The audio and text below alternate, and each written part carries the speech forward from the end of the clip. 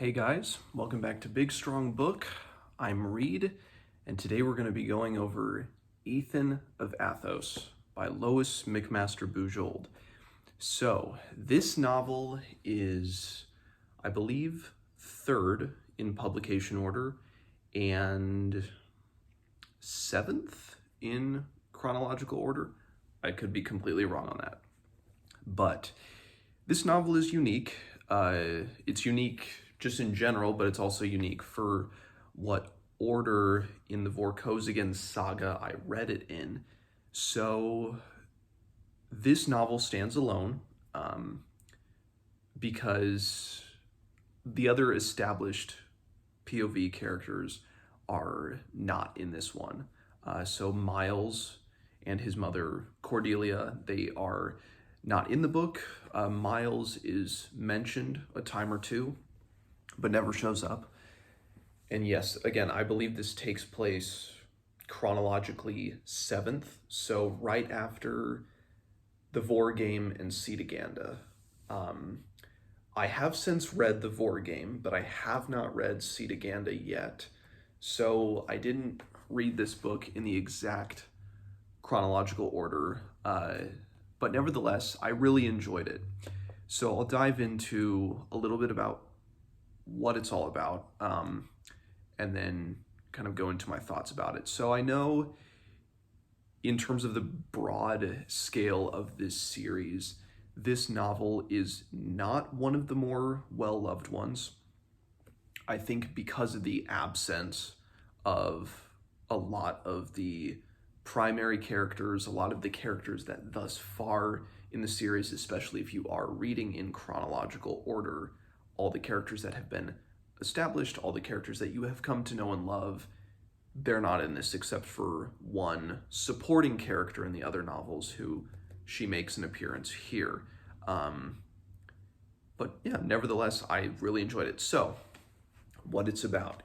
The protagonist of the book, the title character, is Ethan Urquhart, who is a obstetrician on a planet called Athos. So there you go, Ethan of Athos.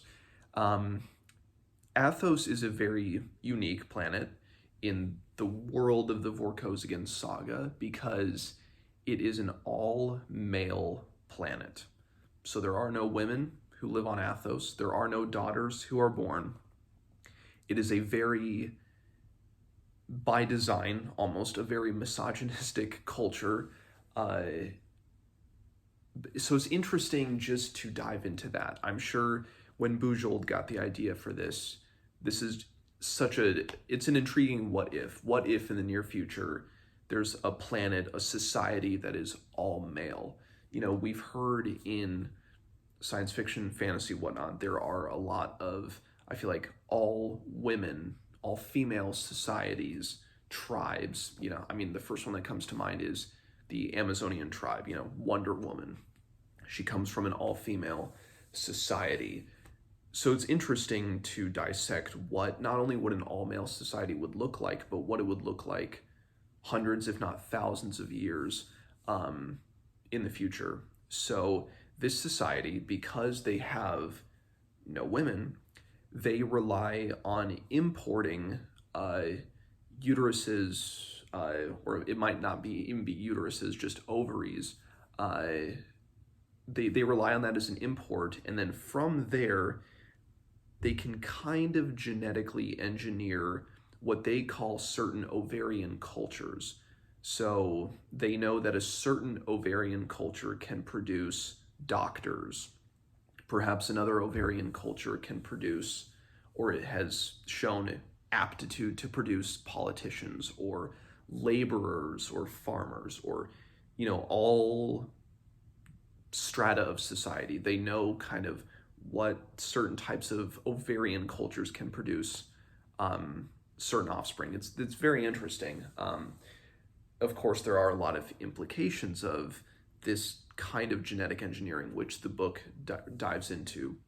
So Ethan Urquhart, as I mentioned, is an obstetrician. So he kind of oversees, in the city of Severin, he oversees a lot of the uterine replicators, a lot of the ovarian cultures. But one day, as they are running low on ovaries that they have imported, they get a big shipment, but the shipment turns out to be animal ovaries, or I don't even really remember clearly what it was, but it was not what they ordered. So that's kind of the first impetus for the plot. Ethan must go out into the greater cosmos, into the greater reaches of the galaxy, in order to try to decipher what exactly happened to the shipment that they got, but also maybe to find some other ovaries along the way. It's very humorous. And of course, when you have a protagonist who is from a society that is all male, the greatest foil that you can introduce is that he must partner up with a female.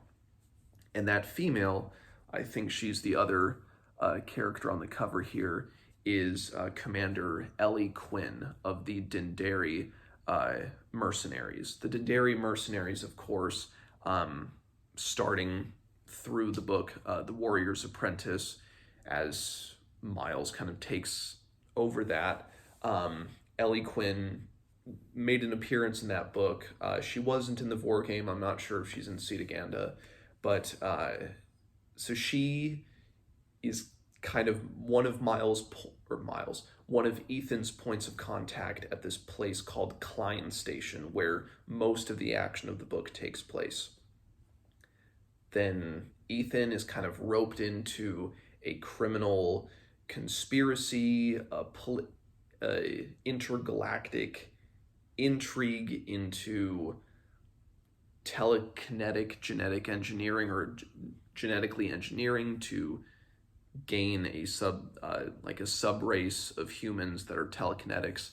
It gets very into the weeds, but that's kind of the impetus of the plot. So you have the reason for him to leave his world and then to get entangled into the greater intergalactic political strata, then and then off he goes from there. So this novel, even though it does stand alone from the other works in the series, I think this is great.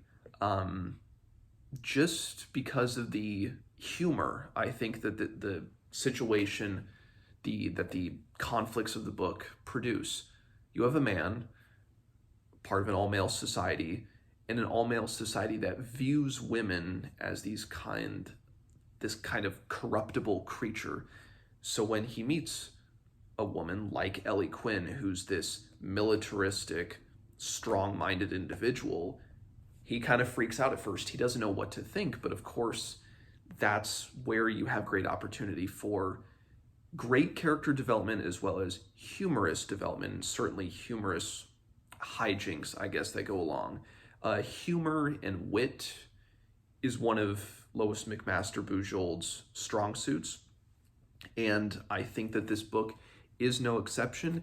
It's a shame that it's passed over by some readers, I think, who might go through the series just trying to read the Cordelia books or the Miles books, and they overlook this one because none of those big characters make an appearance.